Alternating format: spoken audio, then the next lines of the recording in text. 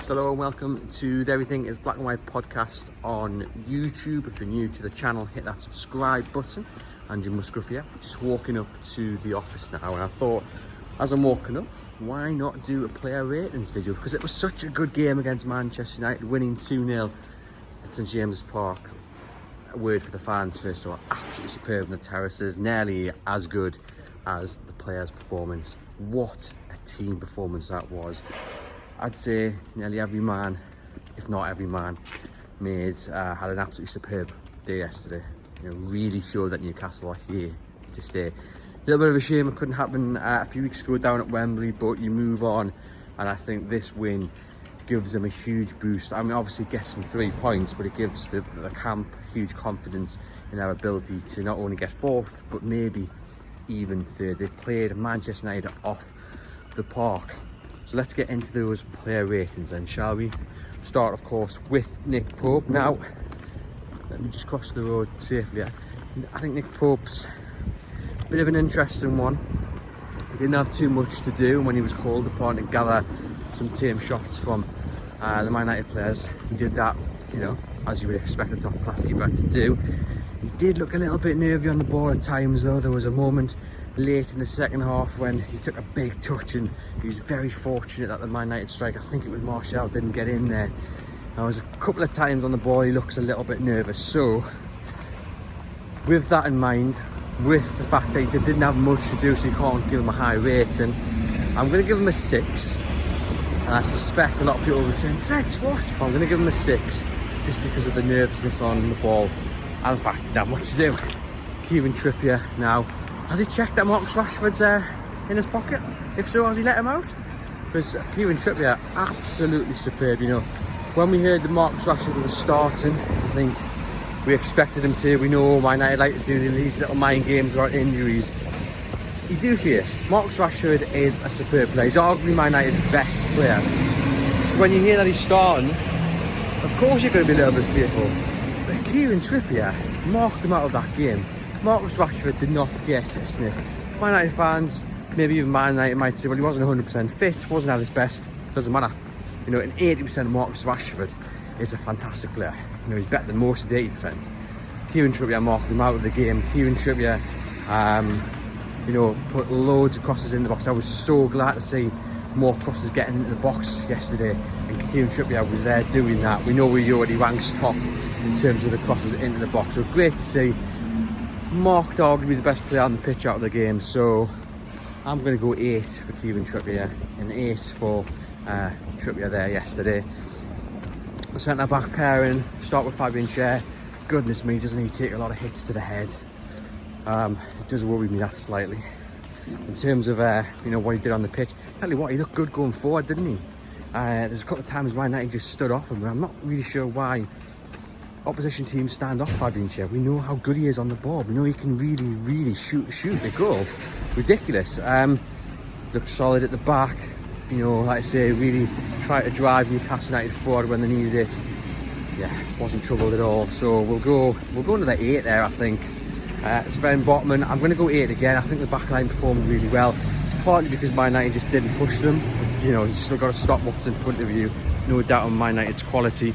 So we'll go with an 8 there for Sven Botman as well. Now on to Dan Burn. Dan Burn, I think many people felt a little bit worried when he was up against Anthony, but there's only a couple of times Anthony got the better of him. And other than that, he kept Anthony quiet.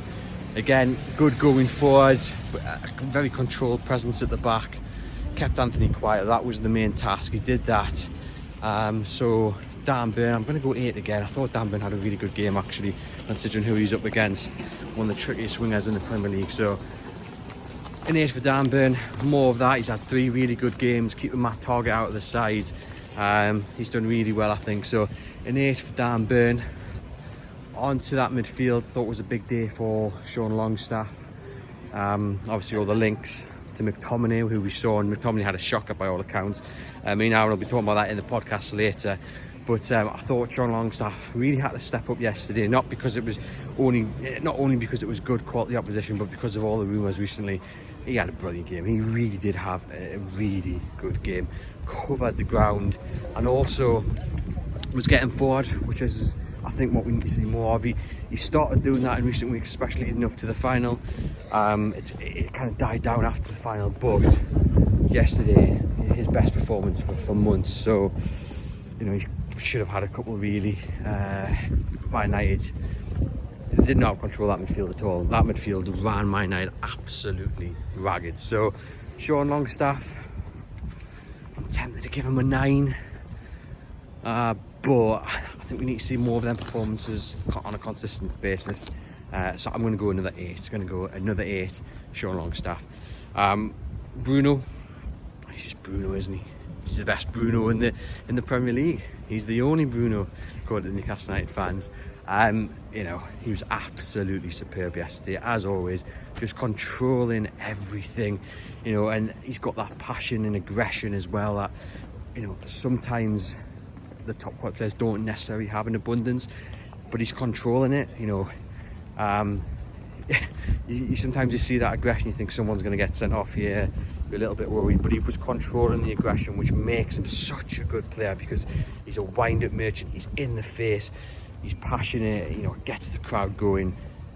Absolutely superb. I mean, that ball across the box for the first goal, brilliant ball in the box, and knew exactly what he was doing, stretching the defence with it. Brilliant stuff. He was again covering all the ground.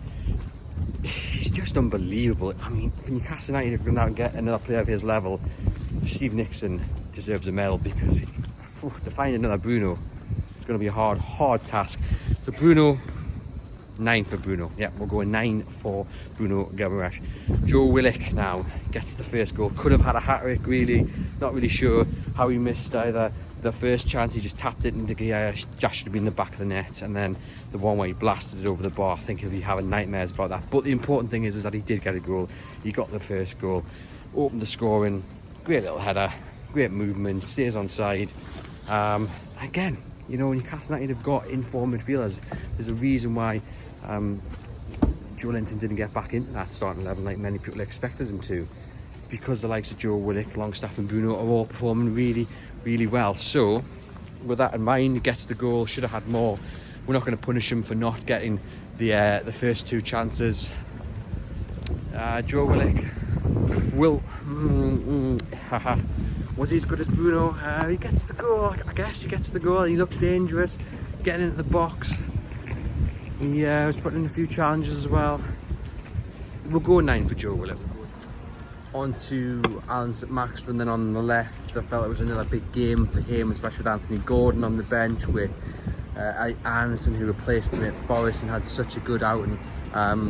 Just here at the Monument now, as I do these player ratings. He had a brilliant game, did Alan St Maxim, but it's so frustrating we don't see it on a consistent basis, and this is why I'm going to give him a 7.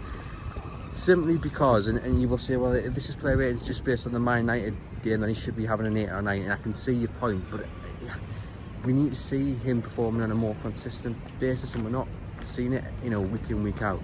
He was superb yesterday. Man United could not handle him, you know, running it. And you know, I've taught myself up about that. It's okay, we'll give him an 8. I've taught myself up to an 8.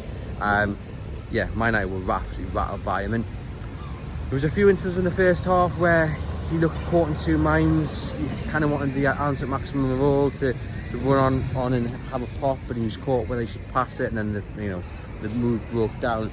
Second half, though, obviously gets that assist. It's a very clever header back into Willock. But I just think his reputation of running at defenders, it seems to rattle. If defenders think about that, and I assume they do before the game kicks off, then they're absolutely rattled. You could see yesterday, they just did not have it. They were scared of it. They didn't have any clue about how to stop them. And St Maximin took that, ran with it, and he was brilliant yesterday. He was brilliant. So we'll give him an 8. I just want to see it. So yeah, Maxie, please just do it on a more consistent basis, and you'll be getting 8s and 9s every single week. But yeah, started with a 7, and we'll give Maxie an 8. Over on the right, Jacob Murphy totally earned his spot in that side yesterday. He's been really good. He's taken his opportunity in the starting 11, which is really important. It's really good to see players doing that. He had another great game yesterday, driving at the defence, you know, getting back, tracking back. helping Newcastle when they needed it, I know, towards the back line, but also, like I said, just driving forward and making Man United, work for the ball and making Man United backtrack. He was absolutely superb yesterday. 7? Yeah, I think we'll go for a 7. I think for Jacob Murphy. Again, he's got to start against West Ham. I think if everyone's fit, starts against West Ham. Maybe he's going to have a tough job getting back into this side. I was just really impressed with Jacob Murphy yesterday. He's just shown why Eddie Howe's keeping him around, keeping him in this side. Yeah, a 7 for Jacob Murphy. And then the main man up top, Alexander Isak. Didn't get a goal yesterday, but goodness me, again, looks so impressive. He looked he looks every bit like a £60 million striker. The touch and control to bring that ball down for that first goal. We've talked up Bruno's involvement, Max's header, but let's talk about Isak. The way he brings that ball down, because it's a lost ball essentially. It's taken a deflection, bobbled up in the air. He's then brought it down, one touch, turned, and then played it down the right. It was an absolutely superb bit of play by Alexander Isak, and he just, Man United could not handle him yesterday. Absolutely superb performance. All that was missing was the goal. He was absolutely brilliant, and I'm going to give him an 8 just because he's lacking that goal. But everything else he did was brilliant. Strength, passion, drive, picks out a pass, got a couple of shots off, like I say, missing the goal, but a huge involvement in that first goal. Might get forgetting with the Bruno cross and the Maxi header back, but huge involvement. That brilliant performance. So we will give him an 8. Now the subs, Joe Linton, I think many people expected him to start. Didn't. Proved obviously the right decision. 6, didn't really do too much. Probably getting back into the swing of things after a couple of games out. So we'll give Joe Linton a 6. Anthony Gordon, I'm looking forward to him getting a few more minutes, getting a good run of games under his belt. Few challenges, but he looked good going forward. He did look good going forward. So I'll give him a 6, just simply because there was glimpses of what he can do, but I don't think he did anything more to warrant a 6. But yeah, I'm excited to see what he can do when he gets a bit more of a run under his belt. It's going to be hard for him to get in the starting 11 though, isn't it, to see that? But they've got a good player to bring off the bench.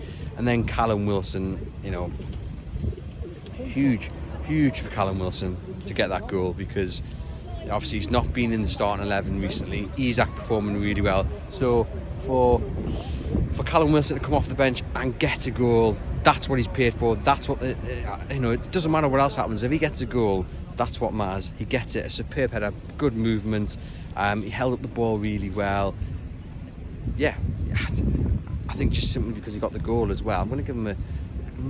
Do you anything else? I think he got the goal though, didn't he?